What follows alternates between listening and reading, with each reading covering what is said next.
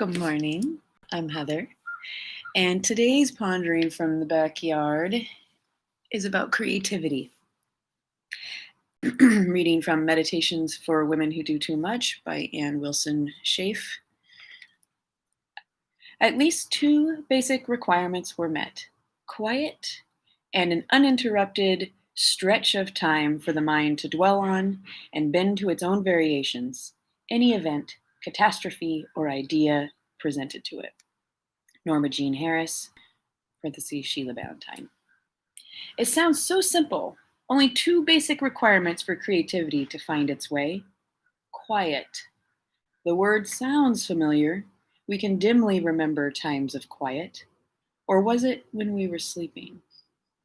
An uninterrupted stretch of time. Time just for ourselves, with no agenda, no deadlines, no needs of others impinging upon us. We long for quiet and uninterrupted time. Recovery is not possible without both. Contact with our higher power is not possible without both. No one else will arrange any quiet time for me. I have to see to it myself. So I laughed a lot while I was first reading this because you're right, no one else will arrange any quiet time, but sure seems like Mother Earth has actually arranged for that. And the other thing that I think is important to note is it never says anywhere in here that you have to do it alone. I think when I first read through it, I almost kind of felt like, oh, this means I have to do it alone. No, I actually have the most fun with my creativity when I'm with another, and when we just have an uninterrupted stretch of time that we can do whatever we want with, and we just let our minds and our hearts and just everything just kind of flow. And usually movement is a big part of it, where we get up and move and dance and stomp our feet and, just stretch our bodies. It just feels like so much just flows through.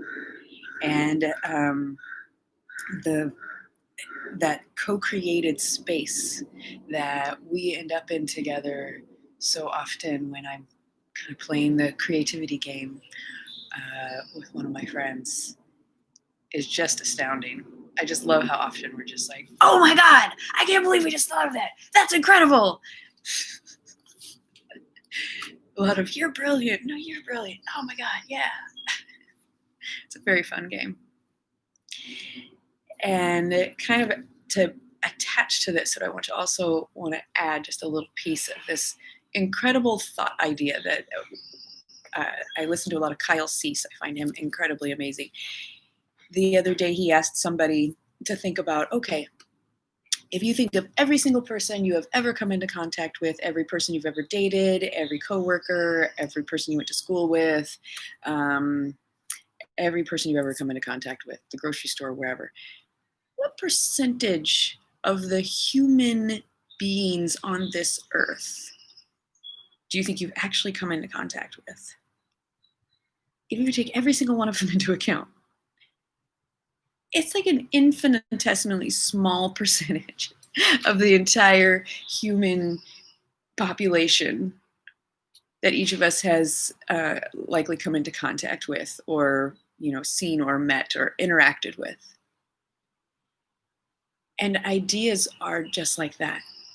Your ideas and your creativity is going to come from a space of somewhere you've been before, or something you're familiar with, or thoughts you've had before, unless you open up to the idea that there actually is a nearly infinite number of possibilities of creative ideas out there.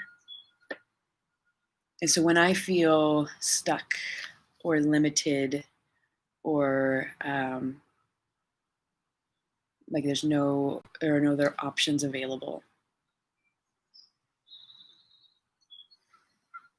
that's when I know it's time for a little shake and some uninterrupted time to just let the creativity wander. Because there are way more ideas out there than I have ever even scratched the surface of conceiving of. It's really fun.